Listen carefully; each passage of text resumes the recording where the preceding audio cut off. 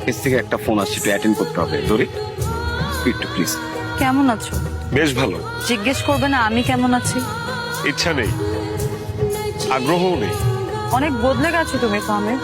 মানুষ মরে গেলে পচে যায়, আর বেঁচে থাকলে বদলায়, কারণে অকারণে বদলায়। আমাদের ঝগড়ার কিছুদিন পরে আমি জানতে পেরেছিলাম যে ওই মেয়েটার সাথে তোমার কোনো সম্পর্ক ছিল না। এরপর তারপর আপনি আমাকে অনেক খুঁজেছেন, কিন্তু পান।